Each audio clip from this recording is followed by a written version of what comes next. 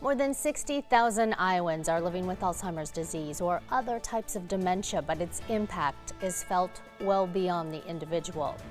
That's why this week the Alzheimer's Association went to the state capitol, calling on lawmakers to better support those affected by the disease here at home. Joining us now to tell us more about that is Polk County Supervisor Robert Brownell. You're also an Alzheimer's Association advocate and board member. Thanks for taking the time this afternoon to join us. Happy to be here, thanks. So a lot of our viewers will remember around this time last year you were here talking about how this disease has impacted you personally. Right. Yeah, my wife was diagnosed in February of 22, and by July 1st she was in a long-term care facility, which makes it move pretty fast. In her case, it's not unheard of, but it's pretty rare for it to move that quickly. So she's in a place where she's getting good care, and that's what's important here.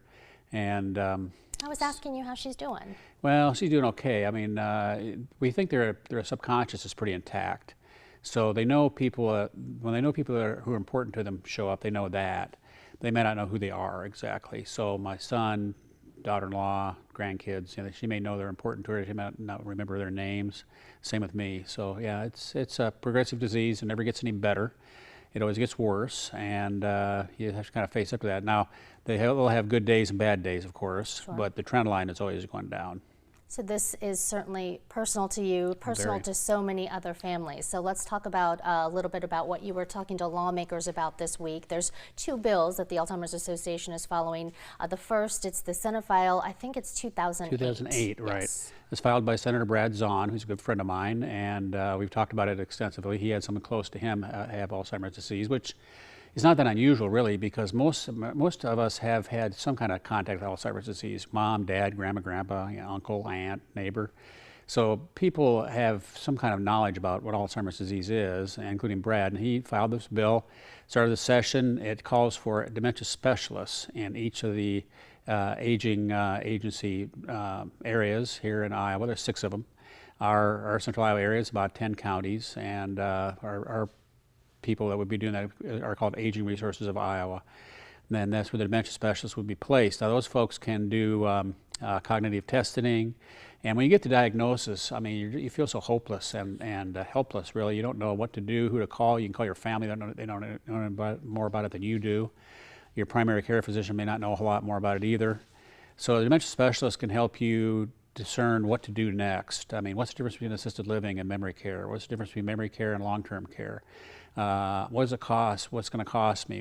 How does it work? Does Medicaid cover it? These kinds of questions. Nobody knows the answer to it. Just the layman does it anyway.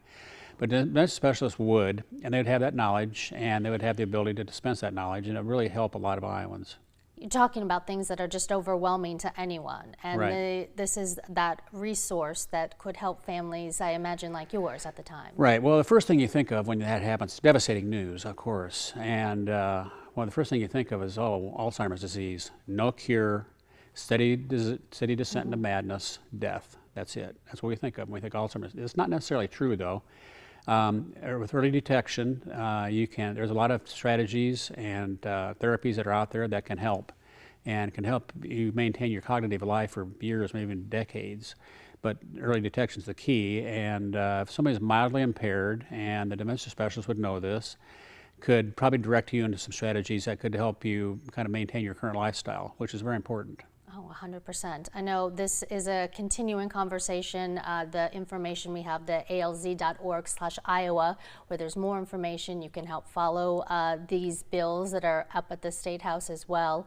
And we hope to have you back to follow up this conversation as well with you and your family. Hopefully we're successful. We'll see what happens. All right. Thank you a lot for joining us.